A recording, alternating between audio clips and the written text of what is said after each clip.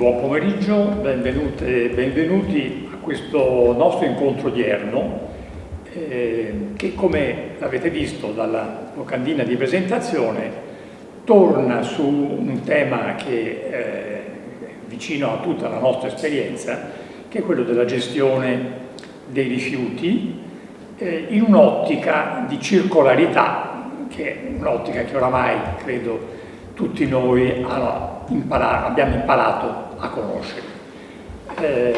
In particolare abbiamo pensato di dedicare questo incontro a conoscere meglio la struttura organizzativa e tecnologica che all'interno del gruppo Veritas svolge un ruolo cruciale nella gestione virtuosa dei rifiuti, in particolare per esempio quelli che noi cerchiamo di differenziare e di conferire correttamente. E quindi grazie al dottor Ennio Scridel, direttore della società Eco più Eco del gruppo Veritas, che appunto si occupa di questa particolare attività. Dicevo che nella nostra esperienza quotidiana gestiamo già in qualche modo diversi materiali, tant'è appunto che cerchiamo di fare già un po' di separazione nell'insieme dei rifiuti che realizziamo. Ci rendiamo conto che appunto abbiamo da una parte vetro, metallo e plastica, usiamo questi termini che sono quelli che usiamo noi quotidianamente, la carta con il cartone, l'umido, il secco e poi ovviamente meno frequentemente magari materiali ingombranti, le apparecchiature elettriche ed elettroniche e già questo ci dà un'idea della diversità di materiali che noi stessi trattiamo.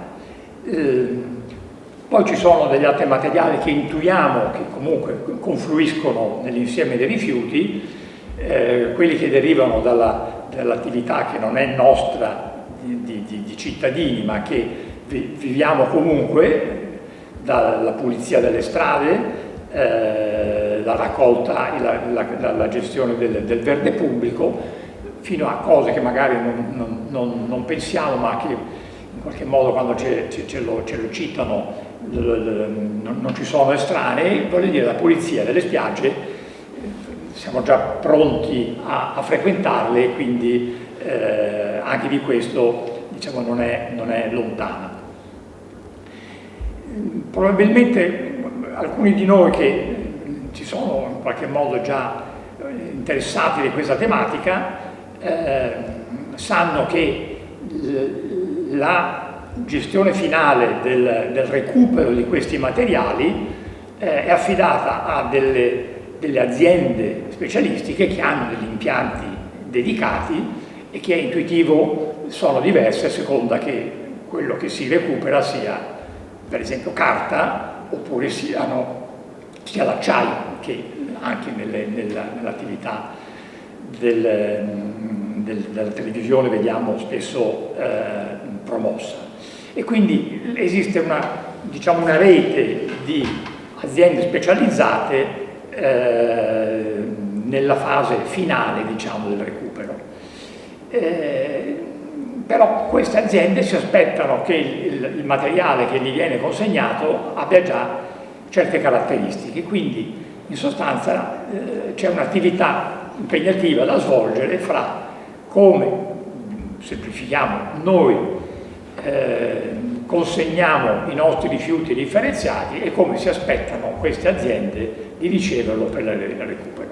E lì, se posso sintetizzare quello che ho capito, che si inserisce l'attività strategica di questa azienda del gruppo Veritas in una indispensabile attività di selezione e di scelta, diciamo, dei materiali. Allora, grazie se ci vuol fare una prima introduzione generale di questa missione specifica anche un po' delle dimensioni dell'attività che viene svolta anno per anno.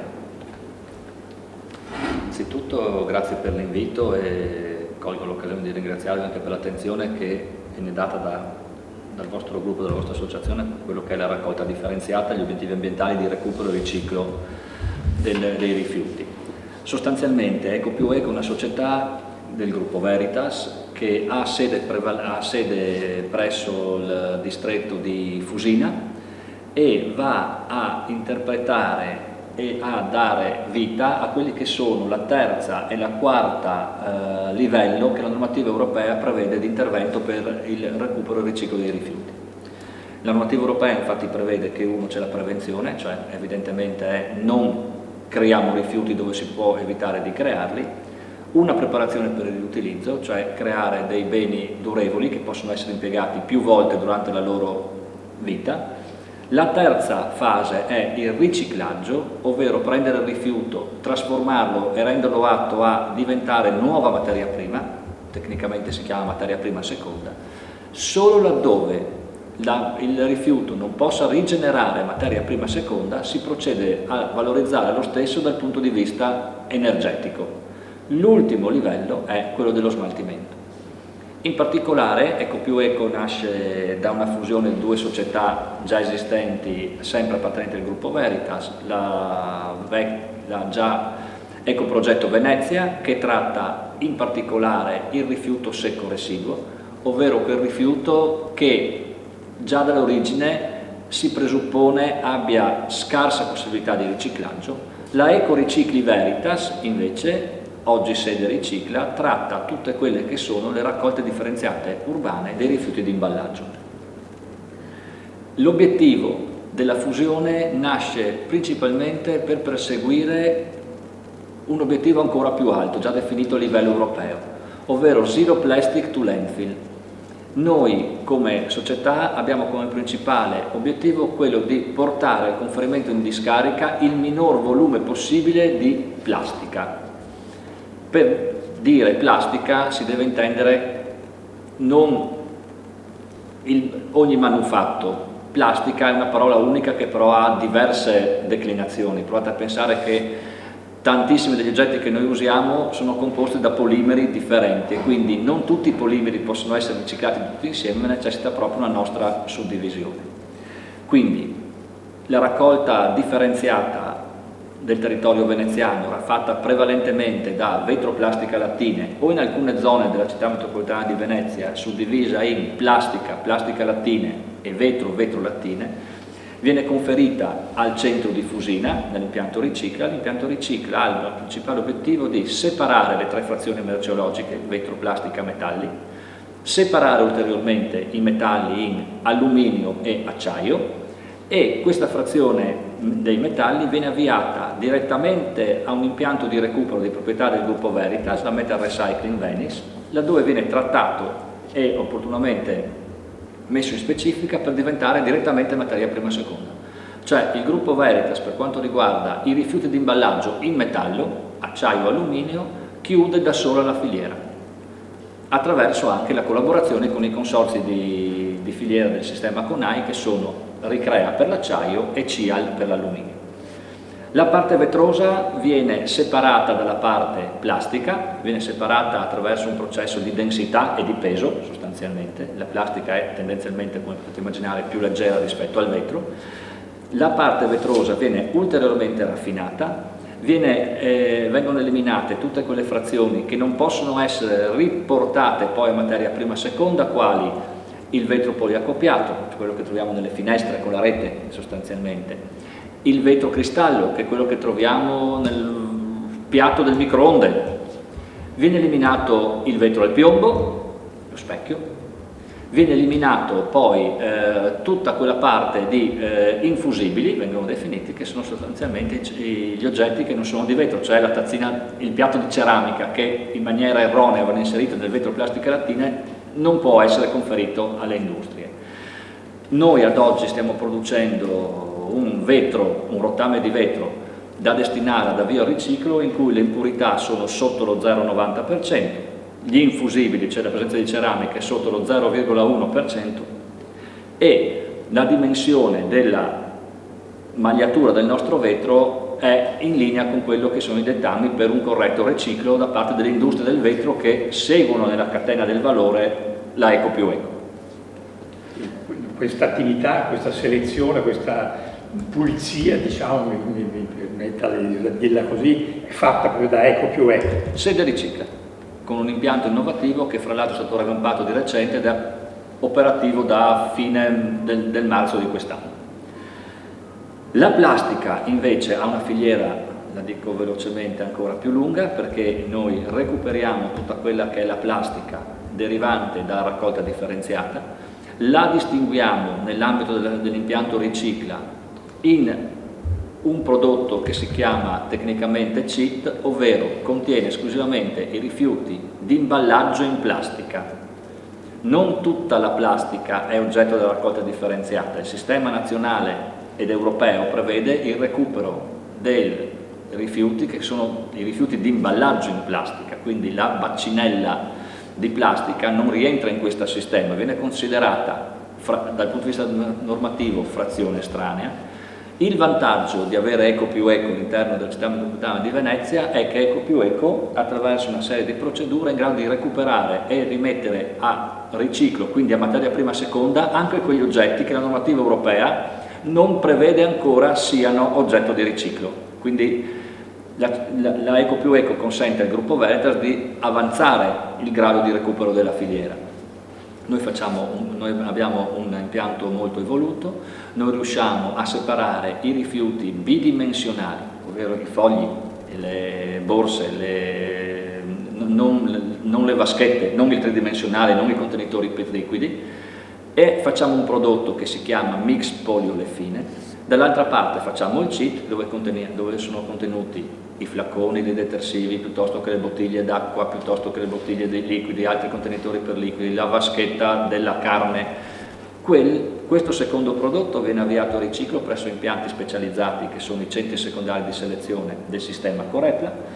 L'MPO invece, il mix poliolefine, viene da qualche giorno avviato a riciclo direttamente nel distretto di Fusina attraverso un impianto che il gruppo Veritas sta avviando in questi giorni, che è atto a rendere materia prima seconda tutti gli imballaggi bidimensionali in poliolefine, quindi polipropilene e polietilene.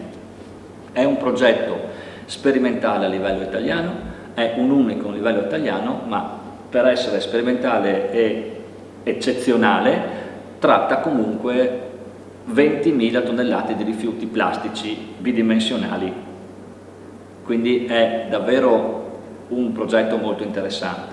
Lei mi faceva una domanda per dimensione.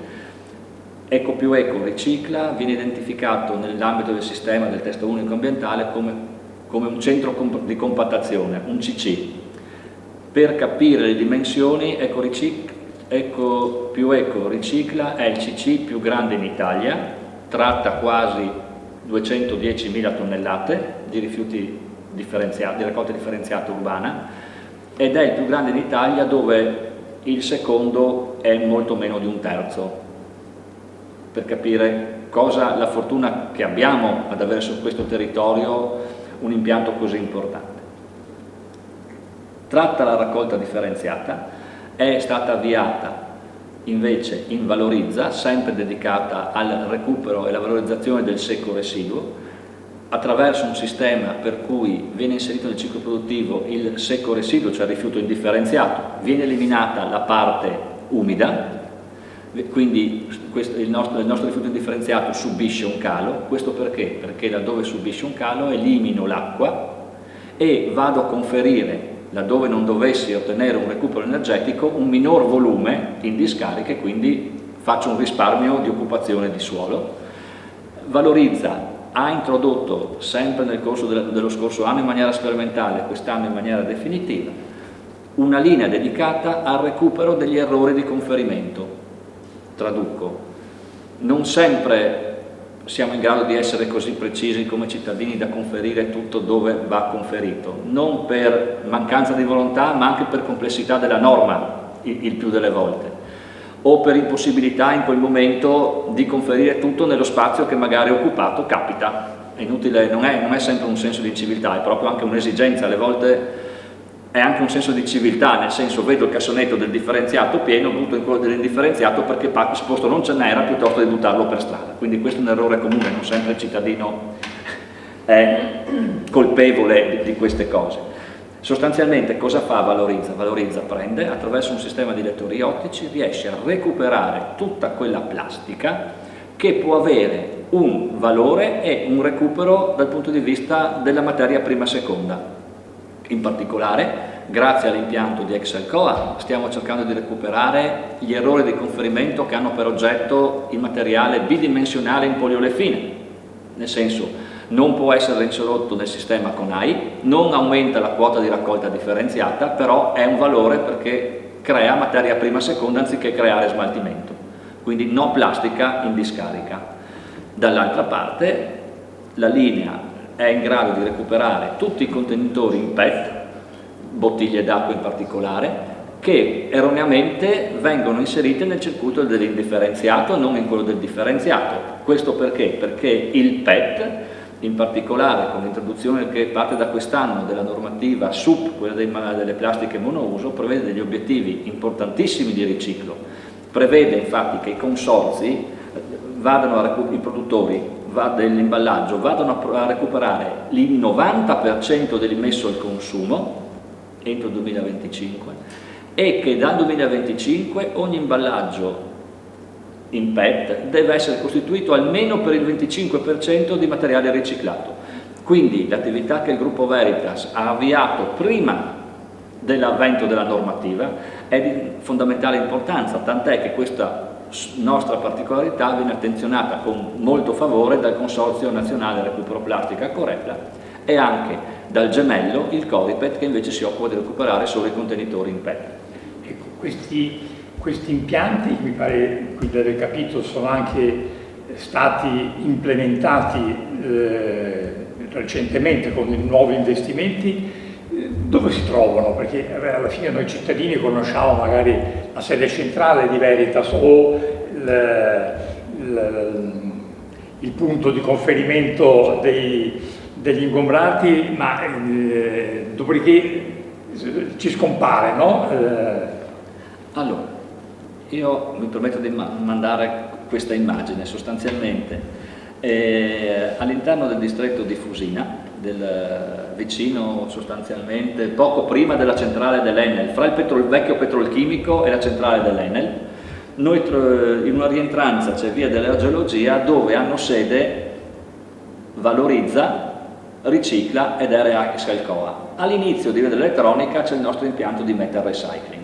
Veritas in questa zona ha fatto altri investimenti di natura industriale perché, avendo la fortuna di avere uno spazio lontano comunque dal centro abitato, perché difficilmente vicino al centro abitato si possono insediare impianti di rifiuti perché giustamente chi ci abita qualche problemino lo solleverebbe. È una zona che è messa in un posto in cui dà meno fastidio rispetto ad altre zone, è una zona che viene costituita su volontà del Comune di Venezia di qualche anno fa proprio per creare l'ecodistretto, cioè una zona Fusina dove il rifiuto entra, viene a essere messo in specifica sui diversi impianti presenti nel sito e possibilmente esce dal sito da non rifiuto. Questo per evitare che il rifiuto giri il territorio essendo ancora rifiuto, arriva in un unico posto in cui il nostro progetto sarebbe quello di far diventare tutte le frazioni materia prima e seconda. È chiaro che a un certo punto lungo la filiera del riciclo, dell'economia circolare, uno deve anche sapere dove fermarsi perché le specialità e le specifiche industriali e tecniche diventano talmente complesse. Vi faccio un esempio, su quella del vetro ci fermiamo perché, viste le nostre tonnellate, viste i nostri volumi, noi lavoriamo circa 65.000 tonnellate e lavoriamo in percentuale di frazione estranea. Quando vado a proporre il vetro pronto forno, che sarebbe il rotame di vetro messo in specifica e quindi diventa materia prima e seconda, si parla di parti per milione. Capite che avere un impianto che parte dalle percentuali alle parti per milione diventa difficile anche dal punto di vista della sensibilità. Bisogna sapere dove fermarsi e quindi lì ci siamo fermati. Sulla plastica invece abbiamo una capacità in entrambi i siti di selezione che ci viene riconosciuta dal mercato e anche da soggetti terzi. Siamo in grado di selezionare bene il prodotto, la selezione fatta bene del prodotto è quella che consente di ottenere di facilitare il percorso di ottenimento della materia prima e seconda, e quindi lì ci siamo fermati. Abbiamo fatto solo le poliolefine per una semplice cosa, non ci siamo rivolti ad altri polimeri come il PET, il polistirolo o altri, per una ragione semplice, perché è la plastica più semplice da selezionare, perché ha il pregio, non è che le altre sia un difetto, che però messa dentro l'acqua normale galleggia perché ha un peso specifico limitato. Quindi la prima cosa da fare per selezionarla è farla galleggiare. Ecco, fino lì la nostra capacità di attenzione riesce ad arrivare. Andare oltre la catena del valore della plastica sono altri mestieri, perché significa iniziare a fare della chimica, introdurre degli additivi per cui si realizzano proprio dei polimeri con delle aggiunte, con degli ingredienti aggiuntivi adatti e idonei alle necessità del singolo produttore del manufatto. Capite che a un certo punto uno si ferma. La nostra è materia prima seconda, che poi però per essere implementata nei cicli produttivi necessita di un altro passaggio che si chiama compoundazione. Senta, vi facevo altre due domande su questi impianti, no? Che è un po' quello che ci interessa anche di far arrivare al pubblico che ci segue.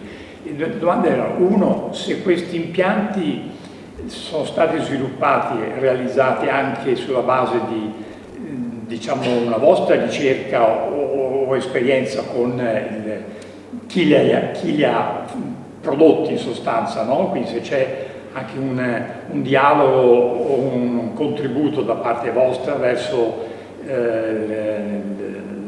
chi fabbrica questi impianti. E l'altra domanda è se sono tutti automatizzati o se invece c'è anche un contributo di manodopera inevitabile forse in tutta questa attività di selezione, di spostamento e quant'altro. Allora, diciamo che qualsiasi processo industriale si basa il più delle volte sulla omogeneità dell'input al processo industriale.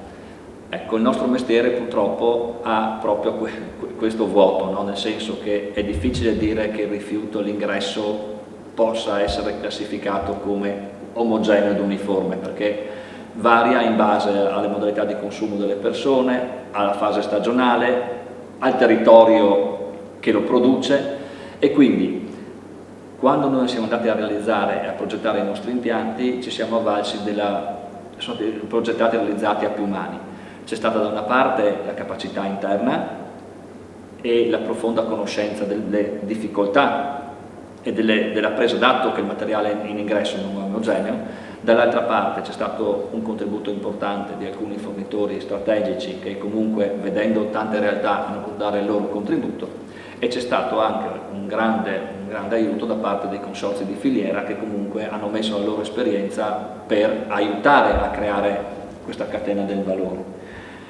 L'attività manuale, allora, ad oggi Eco più Eco impiega poco meno di 300 persone direttamente, e questo numero si implementerà di poco con l'area ex Alcoa, che mi sono sentito dire prima che a breve dovrebbe ospitare anche un impianto che renderà materia prima e seconda anche il rifiuto cellulosico, quindi la carta direttamente a Fusina.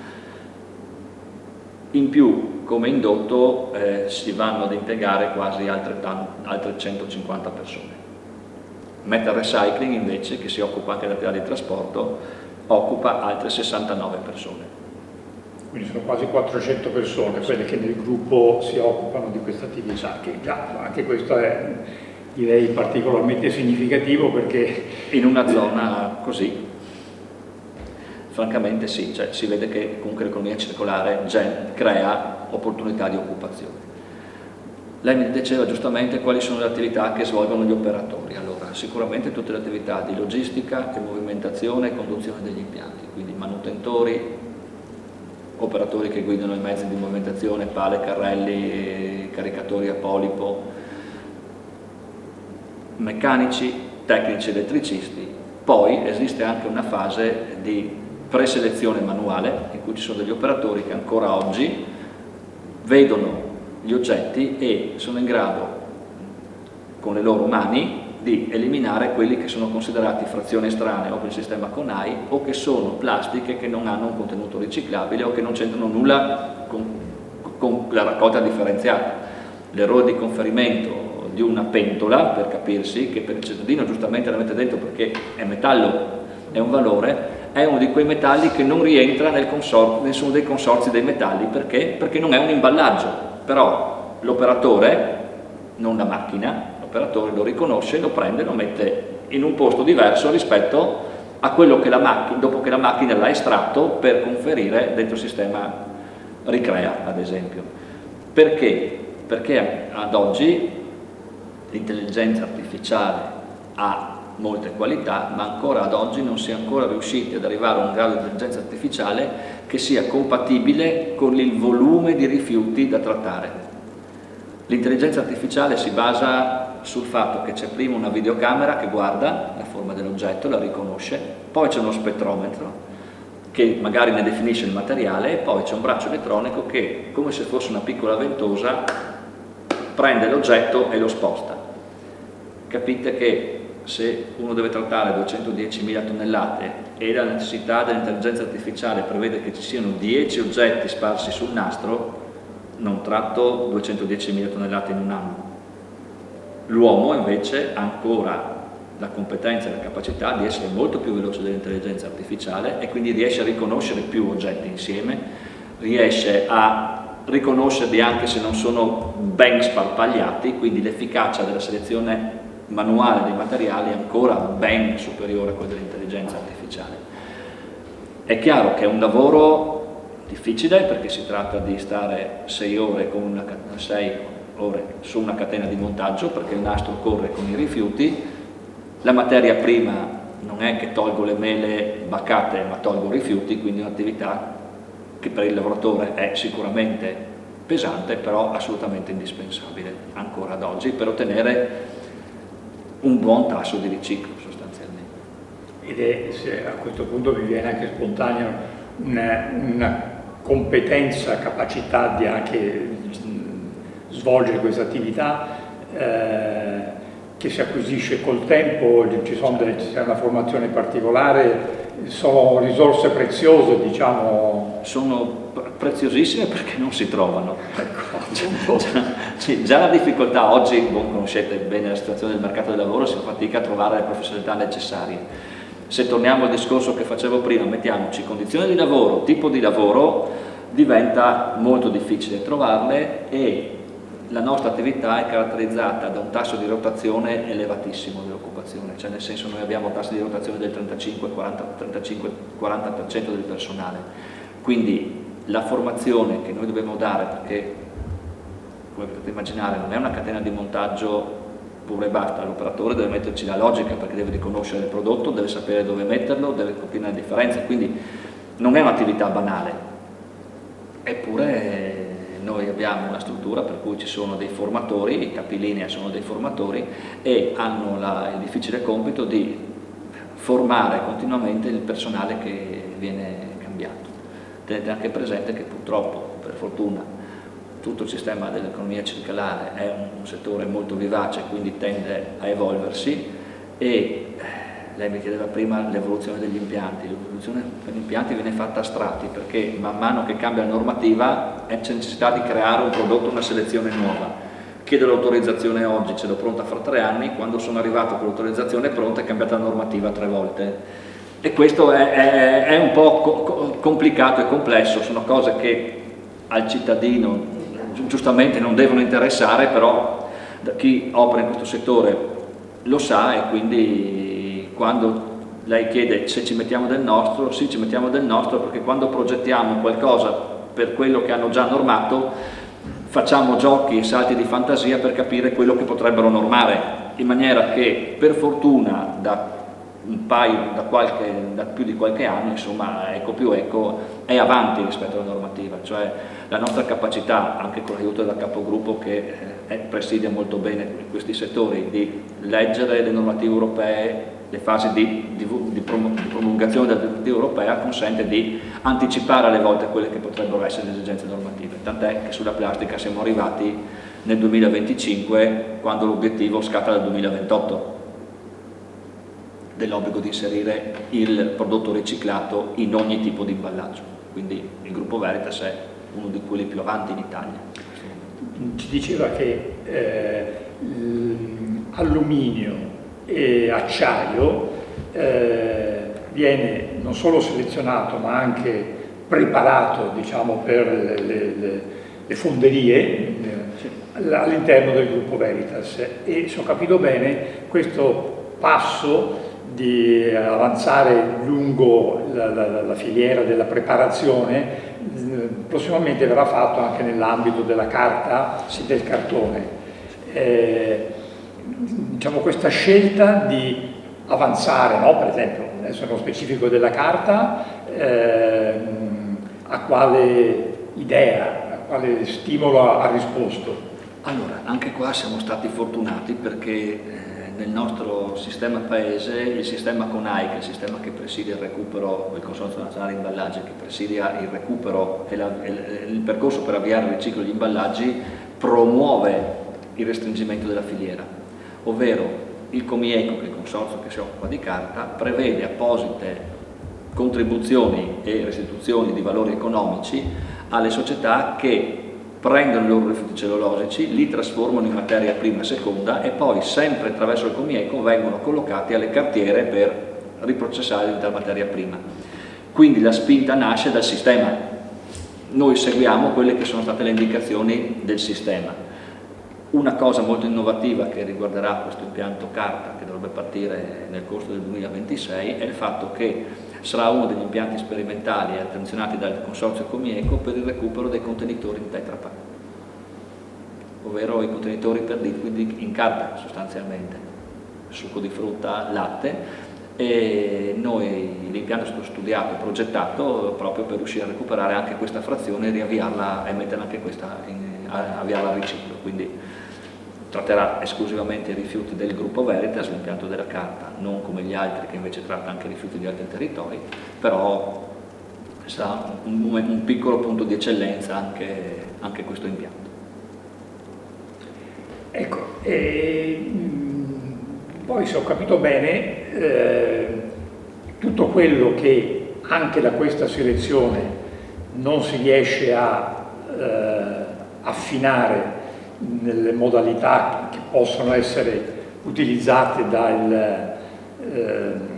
dall'industria come materia prima seconda, non lo buttiamo, per fortuna, mi permetto di aggiungere io, in discarica come si è fatto nel passato, mi pare di capire, con tutti anche i problemi di gestione delle discariche, ma viene valorizzato trasformandolo in energia. Questa è un'altra ramo, se ho interpretato quella indicazione di due aree in cui si sviluppa Eco più Eco. Certo, sì, la sede Valorizza è dedicata proprio a questa attività. In particolare l'impianto Valorizza tratta oltre 150.000 tonnellate di rifiuto di secco residuo, quasi tutte provenienti dai rifiuti del territorio della città metropolitana di Venezia. Quelle che vengono da fuori territorio sono semplici restituzioni di scarti prodotto da rifiuti del territorio su altri impianti, quindi sta trattando solo i rifiuti della città metropolitana di Venezia, non tratta rifiuti di altre zone.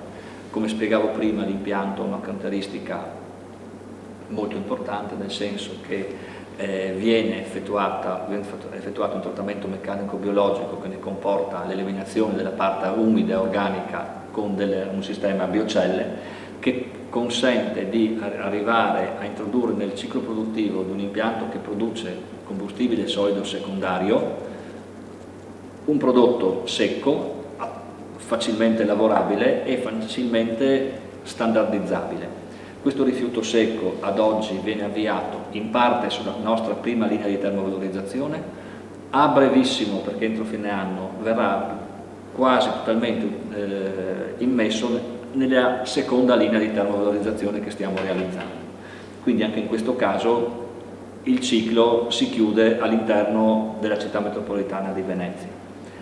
Esiste sempre una piccola parte, esisterà sempre una piccola parte di materiale che non è combustibile o che è un inerte. Questo residuo di materiale verrà convogliato in discarica e questo però potete capire i volumi e tutto quello che ne consegue sono molto inferiori. Dall'altra parte bisogna anche dire che la quasi totalità del consumo energetico degli impianti del polo di Fusina, una volta che partirà la seconda linea di termovalorizzazione, sarà fatta in autoconsumo. Cioè l'energia che l'impianto produce viene utilizzata dagli altri impianti per fare la propria attività. Quindi c'è un altro vantaggio importante dal punto di vista ambientale ed economico della sostenibilità. Quindi diciamo che ci valorizziamo i rifiuti del nostro territorio, sì, e con l'energia che ricaviamo da questa valorizzazione facciamo funzionare, non dico tutti, ma insomma gli impianti che contribuiscono al riciclaggio delle altre attività. Quindi in qualche modo cerchiamo di spremere, vorrei dire così, il massimo dai rifiuti che noi produciamo. È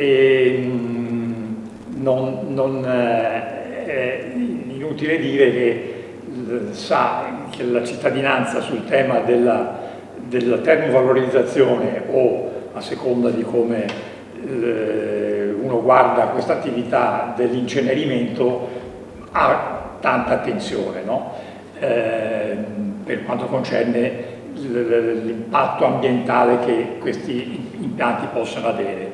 Noi abbiamo sempre seguito le dichiarazioni del gruppo Veritas e del suo direttore in particolare circa il massimo livello tecnologico di questa impiantistica e dei controlli che vengono quindi fatti sulle emissioni che ne derivano. Ci vuole spendere qualche altra parola che è sempre importante su un tema così delicato? Allora, sicuramente senza andare a richiamare tutti i dettagli che più e più volte il dottor Razzini ha avuto modo di presentare anche in ambiti istituzionali come il Consiglio Comunale, non per ultimo forse un anno fa.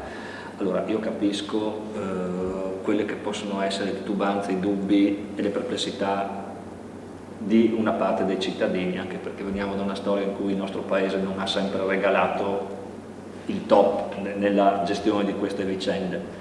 È chiaro però che in questo momento si sta parlando di una società, che è la società Veritas, che dimostra, vengo da fuori, sono friulano, quindi è quasi un giudizio oggettivo e neutro. È una società che viene riconosciuta a livello anche extraterritoriale come serietà e capacità di monitorare, presidiare e mantenere gli impegni che assume. Non ha lesinato in nulla nell'investimento e ha investito tutto quello che la tecnologia attuale permette per poter monitorare e dare massima sicurezza all'impianto. È un impianto che tende a far divenire il territorio della città metropolitana di Venezia autosufficiente e quindi evita quel disagio che è dover prendere i propri rifiuti e cercare un posto da un'altra parte dove portarli. In più, in tutto questo, cerca di portare a valorizzazione energetica la minor quantità di rifiuto possibile, togliendo l'umidità, togliendo le plastiche riciclabili e utilizzando l'energia elettrica prodotta per alimentare gli impianti che hanno come obiettivo quello di riciclare, impianti che probabilmente senza i vantaggi dell'autoconsumo non potrebbero sostenersi sul mercato, perché non sempre l'economia circolare è splendida, ci sono dei gap di filiera dati dal mercato in cui un ente pubblico, una società pubblica, un territorio fa difficoltà ad affrontare. Vi faccio un esempio sciocco: i vantaggi di avere un polo attrezzato come quello di Fusina, quindi un'idea molto lungimirante sia del Comune di Venezia che della sua società Veritas, di realizzare un unico polo permette di affrontare delle cose che sono inaffrontabili. Provate a pensare, il PET oggi vergine 1100 euro a tonnellata, quello riciclato 1400. Per quanto riciclato bene sia, potete capire che questa perfezione, tolgo la marca, è difficile da realizzare. Il grado di trasparenza partendo dal riciclato, se noi prendiamo una bottiglia del mercato tedesco la vediamo più spessa e più opaca, perché il riciclato, è vero, tutto si ricicla, ma non sarà mai con la stessa qualità del vergine, è evidente, no? Poi c'è l'elemento culturale che ci farà capire che sarà forse più opportuno prendere quello, però se non c'è una società come il Gruppo Veritas che decide di fare questo investimento, è il mercato che regola la cosa. In questo caso invece il mercato viene regolato dall'ente pubblico, perché tutto si basa sul riciclo, sulla tariffa al cittadino, quindi una scelta lungimirante da parte di una società assolutamente seria, riconosciuta, un progetto all'avanguardia. Anche i cittadini che palesano ancora parecchi dubbi, questa attività non viene fatta prodromo e unicamente prodromo ricchezza e utile, è una società che viene fatta da una società pubblica che rappresenta un territorio che deve fare il giusto utile per poterlo reinvestire nell'azienda. È impossibile che un'attività di impresa gestita dal pubblico non faccia un utile per poter mantenere mantenuti gli impianti, adeguare le nuove normative, avanzare nella tecnologia. L'utile serve per essere investito, non per distribuirlo prodromo privata. Quindi ci sono tutte le garanzie per poter può dire che è un progetto serio e assolutamente necessario. Da qua a 4-5 anni tutti si accorgeranno di quello che è. Man mano che gli spazi regionali delle discariche termineranno e Veritas e la città di Venezia sarà autonoma, i cittadini riconosceranno allora sicuramente con prova concreta come San Tommaso la bontà di questo progetto. Senta, un altro dettaglio che mi è venuto in mente, ho visto in una presentazione nel sito che avete anche dei pannelli fotovoltaici che contribuiscono alla sostenibilità delle vostri impianti. Hanno un ruolo significativo o diciamo è più perché no, facciamo anche questo ma senza diciamo, un impatto di rilevante? Ecco. Allora, diciamo che i pannelli fotovoltaici danno il loro contributo. Per il sito Valorizza è evidentemente rispetto all'energia elettrica autoprodotta una piccola parte. Per il sito Ricicla storico, quello dove si fa si tratta della raccolta differenziata vetro-plastica lattine, l'impianto produce 1 megawatt e l'assorbimento energetico è di 900, quindi in teoria sarebbe autosufficiente a garantire l'energia per tutto l'impianto. Poi chiaramente potete immaginare che purtroppo l'impianto lavora anche di notte, il sole di notte non c'è e quindi si va comunque sul mercato, però sul sito Ricicla l'impianto fatto non è una politica di marketing ambientale, è davvero utile per dare supporto all'attività di impresa. Su Valorizza, oltre a dare un proprio supporto, è anche stato fatto correttamente per dire c'è il recupero energetico e la valorizzazione energetica, anche questo. Sì, mi pare quindi significativo anche di questa composizione di tante attenzioni tecnologiche tutte rivolte verso la sostenibilità. Senta, ci sarebbe sicuramente tante altre cose, anche forse più specifiche, ma nella logica del taglio delle nostre iniziative mi fermerei qua. Le proporrei, c'era un piccolo filmato che mi pare aveva portato per poterlo condividere e intanto quindi la ringrazio della disponibilità e dell'illustrazione che ci ha fatto. Saluto quanti ci hanno seguito fin qui e appunto lascio la visione del video e l'appuntamento è per altre occasioni di questo tipo. Grazie. Ringrazio io voi del gentile invito e della cordialità. Allora, durante una presentazione agli istituti scolastici del territorio abbiamo fatto la presentazione di quello che è l'ultimo, il penultimo, perché l'ultimo sarà la seconda linea di valorizzazione energetica. Sostanzialmente l'impianto che sta partendo in questi giorni nell'area Excelcoa e che riguarda che è la parte più innovativa del processo di recupero plastica, nel senso che rappresenta o dovrebbe rappresentare il primo impianto così evoluto in Italia per il recupero del film post consumo, degli imballaggi in film post consumo. Per quale ragione è evoluto? Perché uno dei problemi principali del recupero del riciclo di questi imballaggi è che vanno purificati, devono essere lavati, film washing, come c'è il titolo del libro, del video, perché la parte fondamentale, oltre alla selezione iniziale, che è la nostra attività core, dove ci riteniamo capaci sostanzialmente, ci mancherebbe che avessimo fatto un'attività dove ci riconosciamo incapaci, sarebbe da preoccuparsi. Quindi noi la cosa che facciamo dal punto di vista selezione, selezioniamo tutti i rifiuti ben distinti per polimero, uniformità e omogeneità di polimero, quindi rendiamo industrializzabile il processo industriale. Il rifiuto disomogeneo, la nostra attività è separarlo in frazioni omogenee per essere introdotta nel ciclo.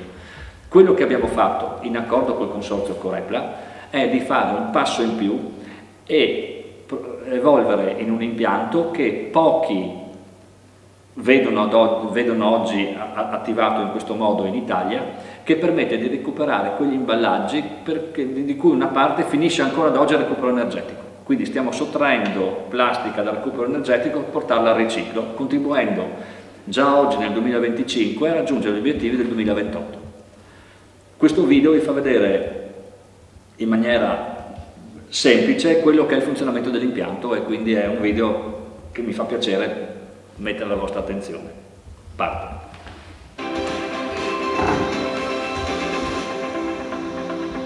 Aspetta che non si vede qua. Non si vede lì, un attimo. Madonna, sparisce sempre. Sparisce.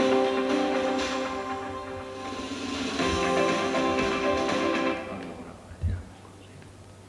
Se faccio. Scusate, dico che è il bello della diretta. Hai ragione, ecco qua, ci siamo. E devo girarli perché... Sì, certo. Scusate. Allora...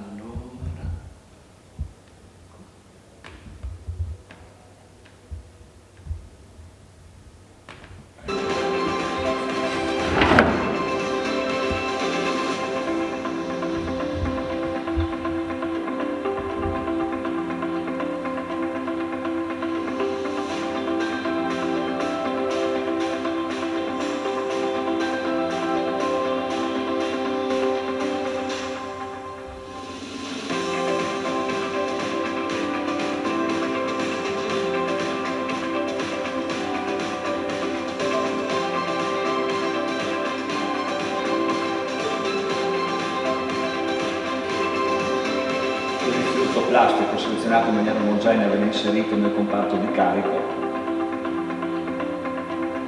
Il comparto di carico porta il materiale su un mulino che lo riduce a pezzatura ideale per essere selezionato.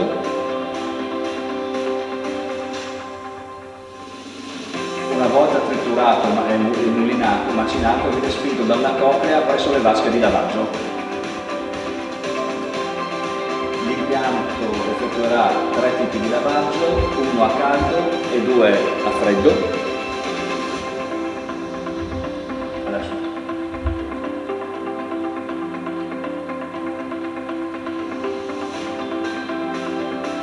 Questa è la vasca di lavaggio.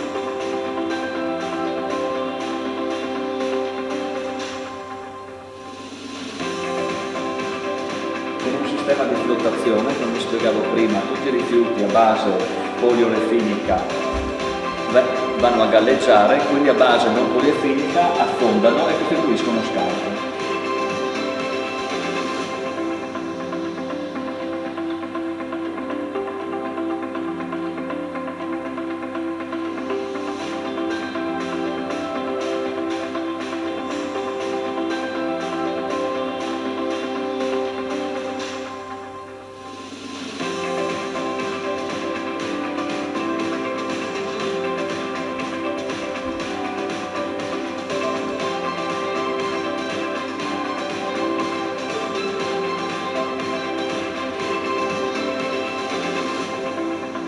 materiale lavato viene inserito in un silos di carico, il silos di carico attraverso sempre un sistema di coclea convoglia il materiale in un estrusore a trafila che riporta la plastica allo stato originale, la fonde, la omogeneizza e le permette di ottenere una nuova materia prima e seconda. Una volta ottenuta la materia prima e seconda vengono alimentati dei silos con cui poi ci rivolgiamo al mercato.